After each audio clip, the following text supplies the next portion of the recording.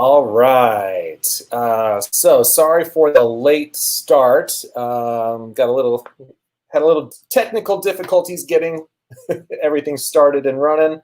Who all is here? Let me hear from you. Go ahead and comment in the comment section there. Let me know that you're here listening. Show me your favorite emoji. All that good stuff. Give me a shout out. Let me know how you're doing.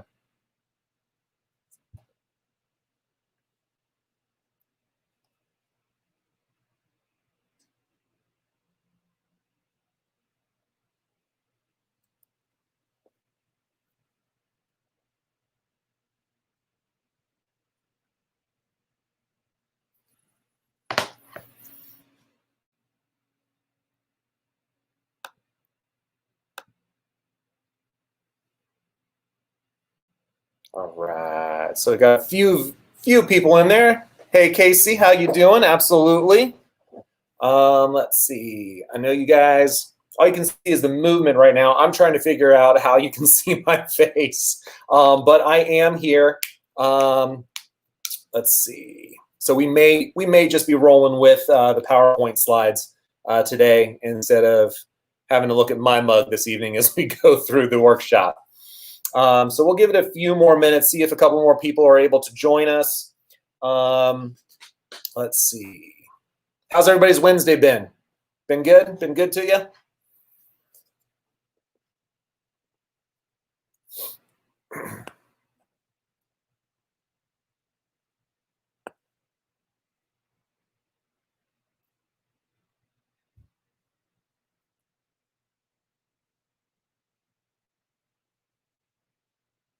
All right, so we're going to go ahead and get rolling here. This is the movement workshop, Freedom Through Fitness. I'm just talking about the importance of exercise and how it relates to your health and avoiding all the pitfalls that come along with the sedentary lifestyle as Americans have become accustomed to, especially with all things COVID right now. So we're going to go ahead and jump in, get rolling here. Let's see. So about the doctor. So if you are new, not familiar with Greenwood Family Chiropractic or the Max Living movement, I'm Dr. Grant Sykes. I'm the lead adjusting doctor, co-clinic director here at Greenwood Family. And the reason I wanted to do the movement workshop is because some of you who have been around the office for some time maybe know my personal story in having lost or used to weigh 300 pounds, having lost 100 of that. And a big part of that was working out. And we'll touch on nutrition a little bit here too. But a large part of that was working out, utilizing some of the principles that we educate our patients on here at Greenwood Family.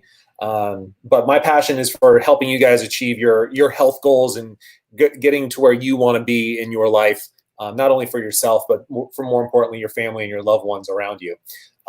Let's see. Sorry, I keep reaching for the wrong mouse sitting at the desk here. But our purpose at Greenwood Family, along with Max Living as a whole, is to radically change how people view and manage their health from the inside out. My ultimate goal and the goal here at our office is to help close the gap from where people currently are in their level of health to ultimately where they want to be, and recognizing that health is not a destination. To borrow, I guess, what's becoming cliche, it's not a destination. It's a journey. It really is. It takes consistent work and trying to make the right steps, make the right decisions in what you do to ultimately achieve your health goals. So let's see. Hang on 1 second for me here. Oh, yeah. There we go. Okay, cool. Well, can you all see me now? Yes, no, maybe? I don't like my head as big. It's already huge. But okay, we'll roll with it. So that's our purpose, is to help people close the gap from where they currently are to ultimately where they want to be. So we're going to go ahead and jump in, get started with the comment here.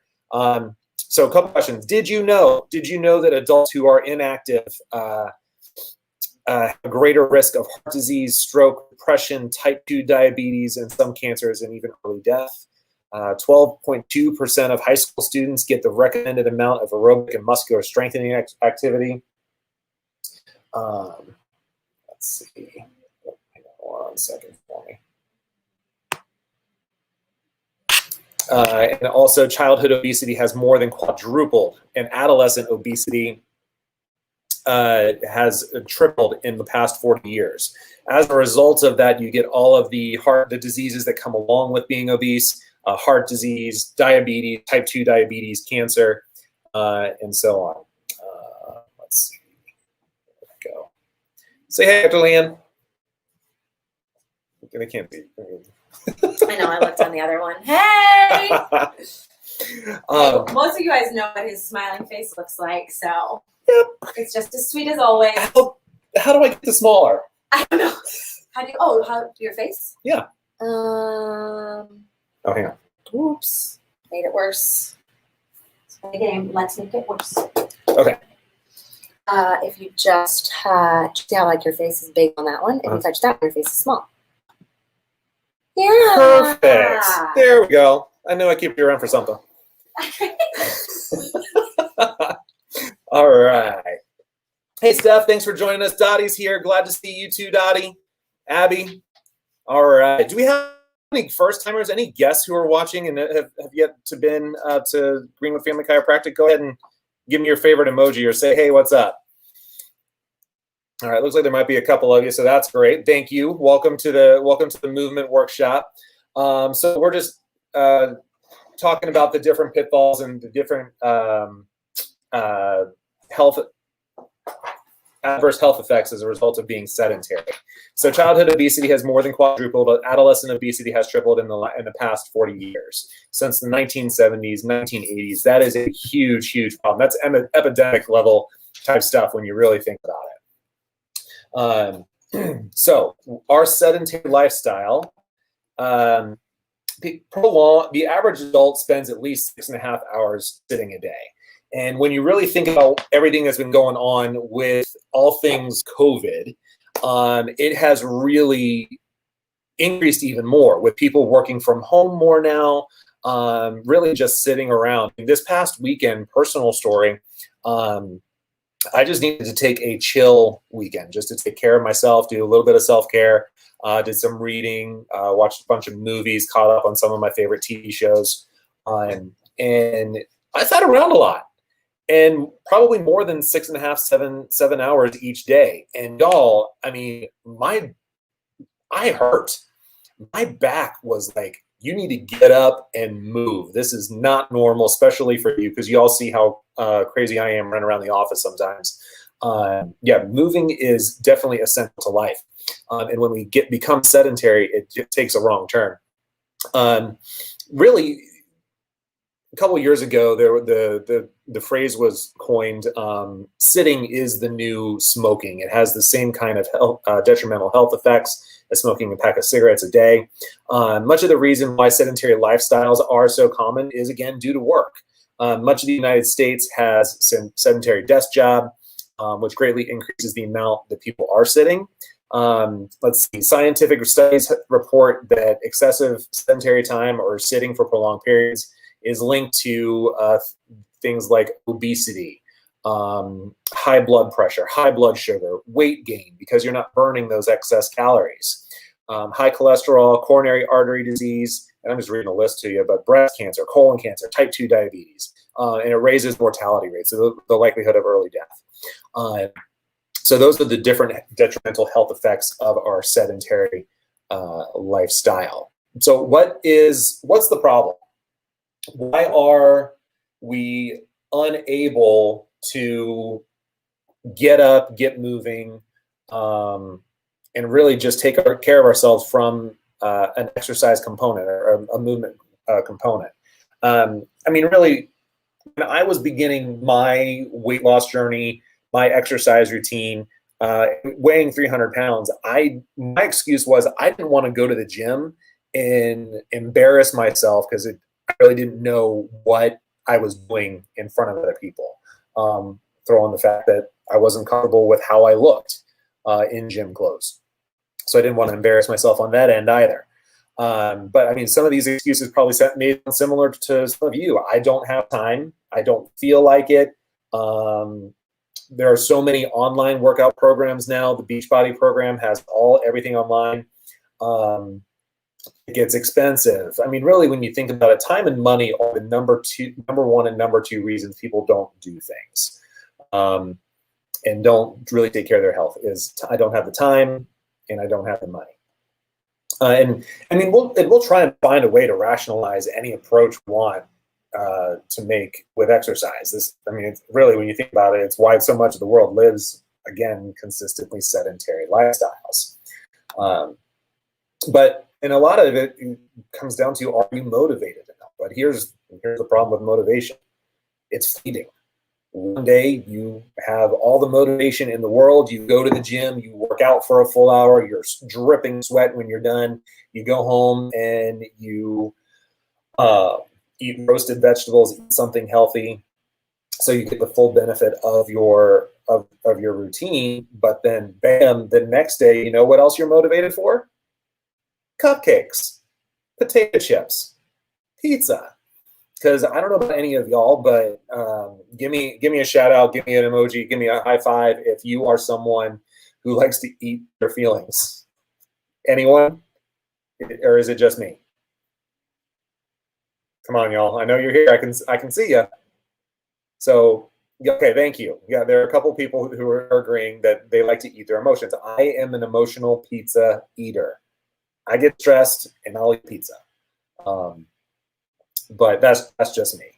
But motivation is sparked out of a desire for results, and it may return some results, but it's going to leave after a short amount of time when things get busy, life gets in the way, and so on. But the biggest thing that we really need to do when motivation becomes challenging is, like, we have to crush those excuses.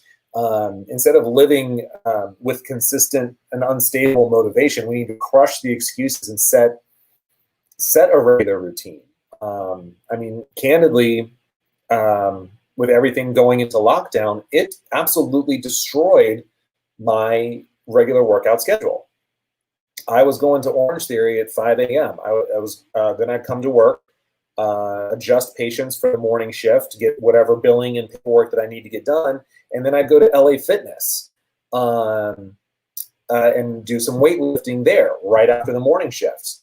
COVID completely destroyed that for me. So I'm trying and working to get back into that routine as much as I possibly can. And it has been a struggle. It's been a huge struggle. And I know that it's the same for a lot of other people as well. So jumping into why we want to exercise, and I mean, really, at this point in time, the research is out there, the science is done, it's been settled. There are benefits of exercise, no question about it. I mean, we know it helps support a healthy weight. It's going to help boost your mood, build strength and muscles, and boost energy, and helps decrease the risk of disease. Now, there are so many different types of exercise. Where do you start? Which one do you want to use to make sure that you're seeing those health benefits? I prefer short duration, high intensity exercise because you get just as much benefit, if not more, from the short duration, high intensity. So it's really hit high intensity interval training. Short duration, high intensity interval training is exactly what it sounds like. It's the type of exercise that involves exercising for a short period of time, high intensity, and again, it's usually uses intervals. It utilizes what's called metabolic conditioning to enhance the fat burning because of the high intensity workouts. Metabolic conditioning really does help burn fat and calories both during the workout, which is obviously what you're working out for, but then also following the workout, which is really where the benefit comes into play. Here's some additional benefits. Optimizes hormone levels, increases fat burning, and boosts muscle building. So this is the high intensity workout. But what I really want to key in on here is the afterburn effect. This is the key focus of Orange Theory, F45, Max Living's Max T3 program. So we're going to kind of share what the differences between the two are. Classic cardio. This is your steady state on a treadmill, really candidly just boring cardio. This is the type of exercise that I absolutely hate. I hate classic cardio because I get bored. Sure, I'll put in a podcast, but then it's like, whatever, you know. But here's what's going on. The metabolic rate, you see there that, let's see, where's my mouse? You see here that you can work out for an hour, and it's steady state exercise. And true in this dark green here, that entire time that you're working out, you may be in the fat burning zone, which is great if weight loss is your goal. But as soon as you're done with working out at steady state exercise, your EPOC, your excess post-exercise oxygen consumption, drops off real quick. Like it plummets. So where with the metabolic or afterburn conditioning, all you have to do is be working 80% north, 80% or higher of your max heart rate. And then for 12 minutes, that's all you need. And then the EPOC lasts for up to 36 hours post-exercise. Like really working out for 12 minutes, you barely have enough time to even break a sweat, which is great. But then once you're done, you keep sweating for a good period of time following completion of your exercise. And that's the benefit. So you are literally burning calories. You are burning fat for up to 36 hours once you're done exercising. So you can go to the gym 7 days a week and work out for an hour and only burn fat for that hour. Or you can go do the high intensity interval training 3 days a week and still be burning fat 7 days a week. Does that make sense? I hope so. If it doesn't, feel free to throw a question in there. By the way, yes, I didn't say this in the opening, but by all means, if you have any questions, if anything comes up as we're talking about everything, go ahead and give me a shout, and I will do my best to answer them as we go along. So that's the benefit of the high intensity interval training. You get that afterburn effect, and that's again how Max T3 was tailored. Max T3, it is a functional fitness program that we utilize here and we educate our patients on.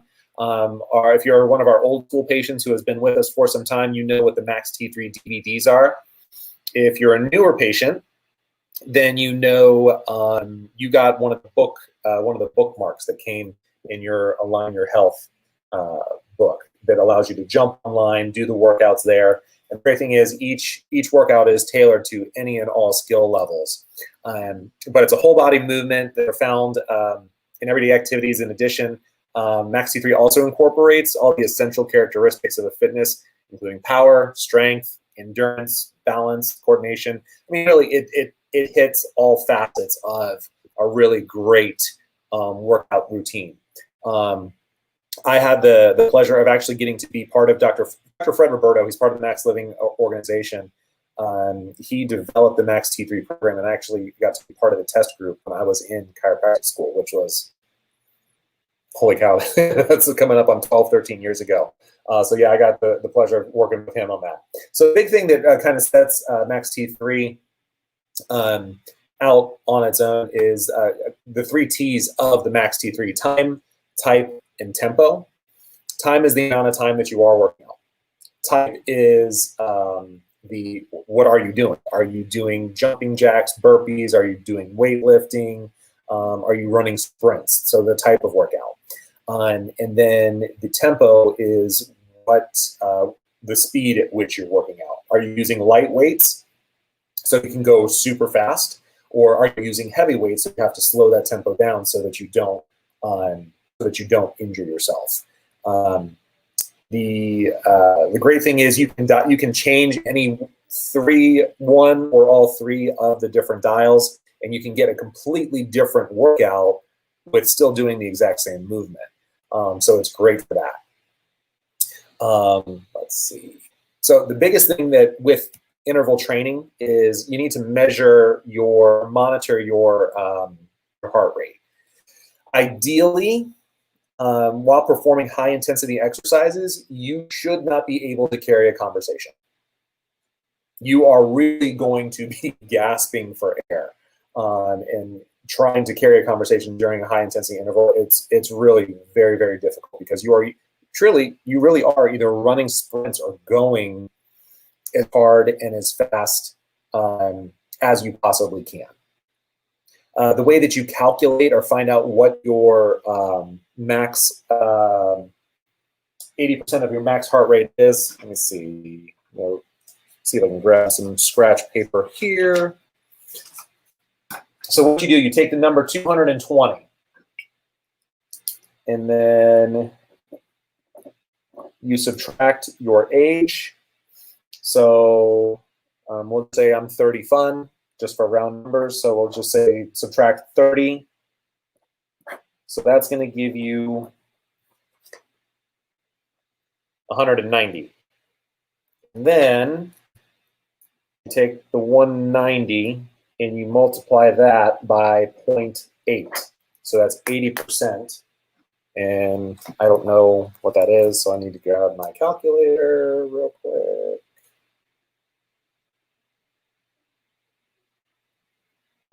So that's 152. So your target heart rate for 30 years of age is 152 beats per minute while working out or higher, and that'll put you in that zone, cardiovascular zone, that will allow you to be able to burn calories again for 36 hours post-exercise. So that's the biggest thing that you want to be able to do and need to do when using high interval training to exercise. But now when it comes to exercise, always want to be protecting your joints. Obviously, joints enable us to be able to move around without walking around like peg-leg Pete.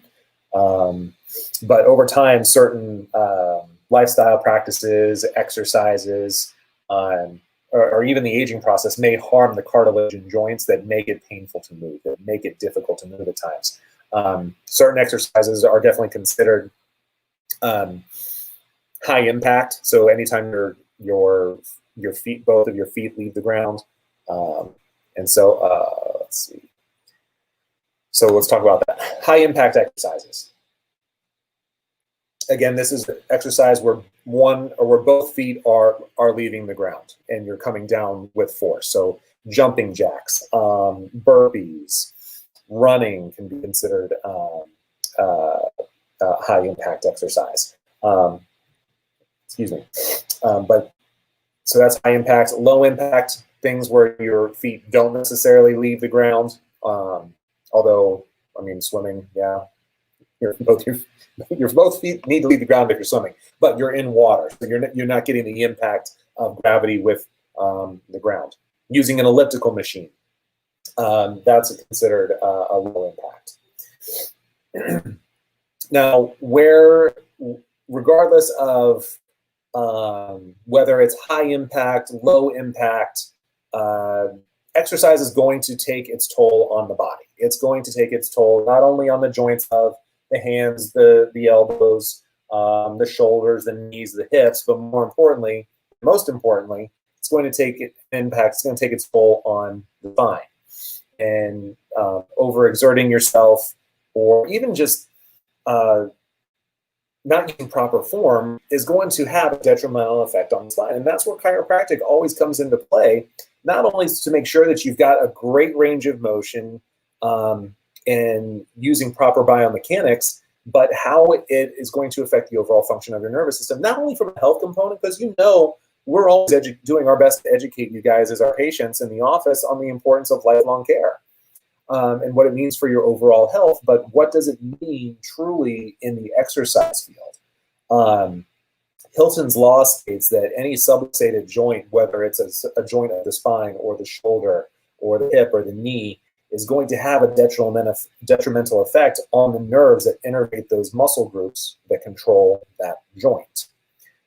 So if you have a subluxated shoulder, you're not going to have full recruitment of the pec muscles, of the deltoids, in low back with the glutes and so on. So getting adjusted not only for lifelong health care, but also for optimization of your workout and movement routine. Max Living Wobble Cushion. I mean, you guys, so many of our patients have told me that they love this thing. They take it to work with them, and then they're just wobbling all day, every day while at work and getting their exercises in. Then it's known as a stability cushion or an exercise disc as well. It really just helps with great range of motion in the lumbar spine. Really helps with keeping the discs healthy, moving cerebrospinal fluid up and down the spinal canal. Giving you great nutrients to the core. So we already talked about joint health and chiropractic, Hilton's Law, and how muscular recruitment. So we're going to skip through that. But if you are concerned about joint health, core joint health support, this is a supplement that I use on a daily basis because Dr. Leanne has probably told you that I'm getting close to, I think, 55 is what she told me I was today, which is not true. But still, I'm concerned about my joint health because I know what my family, the men in my family went through, and dealing with old, prickly joints. So I want to make sure that I'm doing the best that I can to take care of them. So the joint health supplement here in the office is loaded with great nutrients. It's got let's see, made up of highly researched and patented ingredients: Aproflex, Mobility, B2 Cool, type 2 collagen, as well as gingerols. The Aproflex, highly bioavailable form of boswellia extract, which is an herbal extract that helps to reduce inflammation in the joints. Everyone talks about, you get joint pain, oh, it's arthritis. I've got arthritis. I've got joint pain. I've got arthritis. And so that's going to help with reduce inflammation as far as that's concerned. The Mobility is a natural ingredient containing hyaluronic acid. Hyaluronic acid is one of the building blocks of cartilage in the joints. And then you've got collagen type 2 and polysaccharides that are part of the Mobility. B2 Cool is collagen. It's a type 2 collagen, primary component of cartilage. And then gingerols, component in ginger, and then have anti-inflammatory processes as properties as well. So that's great for joint health. We've got the joint health comparison here. You've got you got brand A, brand B, and it compares it to the Max Living joint health product. So if you want to pick that up in the office, it tells you all the benefits and compares it against the leading brands that are out there on the market. But then we've also got the Advanced Joint Health Bundle. All three things are fantastic for keeping those joints nice and healthy, so you can enjoy your workout routine. Nutrition. So I said we were going to touch on this a little bit. So this we're going to talk about before, during, and after exercise, because we want to set you guys up for great success in making sure that you not only see the results that you want to, but when you are successful, you're more likely to continue in that trend, moving in a direction of getting where you want to be. So before a workout, you're going to eat 2 to 3 hours before. You want to eat, again, what it says there, a balanced meal with healthy carbs, protein, fat. The key to a proper pre-workout fuel is timing. Best time to eat a balanced meal before a workout is 2 to 3 hours. If you eat less than 30 minutes before a workout, then the nutritional requirements are going to change a little bit. You want something that is easily digested, is going to give you a boost of energy. So those are things that you want to eat, like unsweetened applesauce, a banana, or oranges, because that's going to give you the glucose that you need to really jump into the exercise and get going. During a workout, you want to stay hydrated. You want to be drinking plenty of water so you can sweat, helps the body cool down, And it also is just going to help those muscles to be a little bit more relaxed so you get the best benefit from the workout. You want to strive to drink roughly 4 to 6 ounces every 15, 20 minutes during your exercise routine. What you want to avoid: the danger of sports drinks. Everyone thinks Gatorade. What are some of the other ones out there? Powerade. You name it. There's a bunch of them out there now. But they were created to both hydrate and serve to provide electrolytes, which are lost while you're sweating during workout. They also typically contain carbohydrates in the form of sugar for energy, to give you the energy that you need to keep going through. But what's really in a sports drink? Starters, a 20-ounce bottle of a popular sports drink can contain 34 grams of sugar. I think that's roughly 12 packets of sugar if you do the math. And to put that into perspective, it has more sugar than one serving of some ice cream. In addition, you've got high fructose corn syrup, which is more sugar, artificial sweeteners, so like sucralose, aspartame. We know those are tumorigenic, so causing nervous system cancer. Artificial flavors do the same thing, food dyes. Even if the drink is marketed as 0 calorie or low sugar, they're full of artificial sweeteners and flavors, and those are not healthy for you. So you want to avoid those. Post-workout, you want to try to eat within 45 minutes, because a lot of purpose of working out, you're going to get muscular breakdown, and then the body's going to need something to help rebuild those muscles, to make you stronger, put on a little bodybuilding muscular size if that's a goal for you. But you want to eat, again, a balanced meal of carbohydrates, protein, and fat, and you want to do that within 45 minutes of finishing your exercise routine. Now, building muscle mass. Let's see. Is there anyone here who has, I think we have mostly ladies on this evening, and when I talk exercise with ladies, they're like, I want to get stronger, but I don't want to look like a man. I don't want to put on a bunch of muscle mass. So is there anyone here that has a goal of building muscle mass? If there are, we'll spend some time here, but if not, then we'll go ahead and move on. Anyone?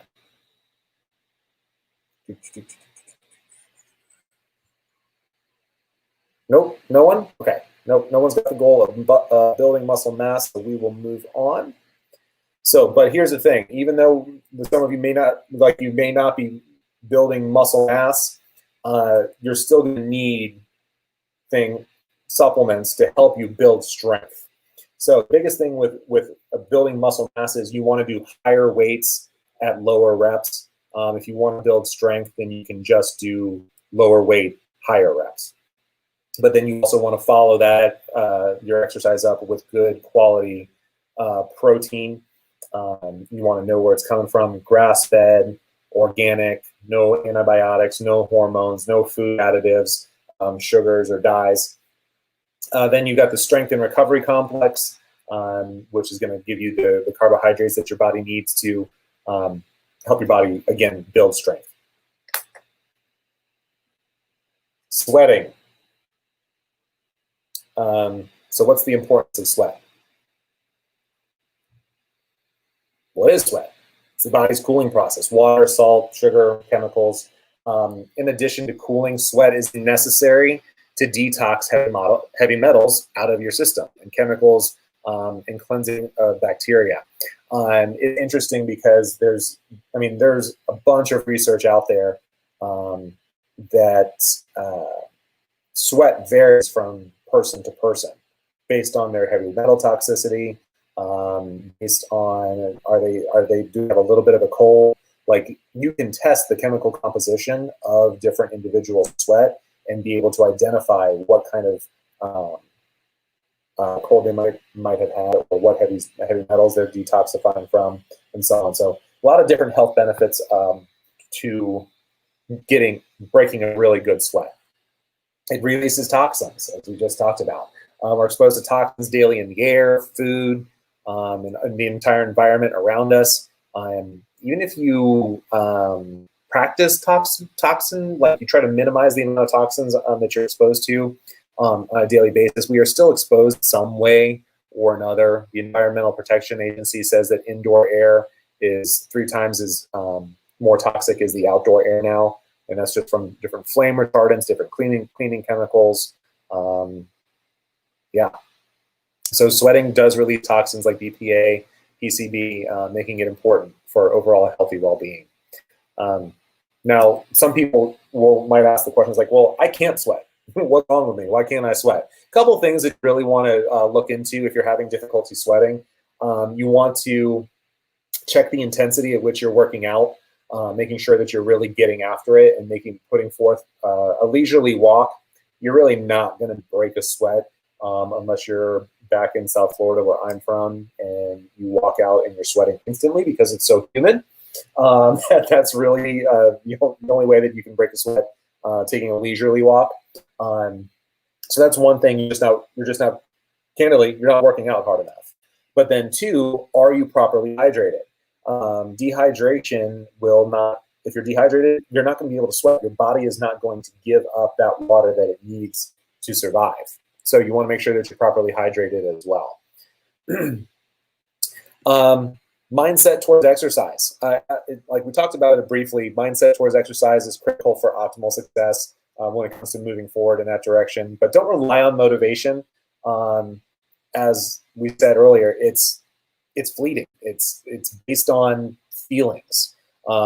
Instead, make it part of your routine. Set a time every single day that you are getting up, you're getting out, you're doing some sort of exercise in which you do break that sweat. Because another great thing about exercise is it boosts your mood. What movie was it? It was Reese Witherspoon, Legally Blonde. And she talked about exercise is important because it gives you endorphins, and endorphins make you happy, and happy people don't kill people. And especially as stressful as times are right now, we want to be in good mood, and exercise is going to help get you there, give you a good boost of those endorphins, make you feel good about yourself, but also make you feel better about the world around you, and what's going on, the craziness amongst us right now. Let's see. I think, yes, that does it. So, short, sweet, to the point, one of my favorites, the importance of exercise and movement. So, before I sign off, does anyone have any kind of questions for me about anything that we covered here, or something maybe not, but it's also exercise or nutrition related?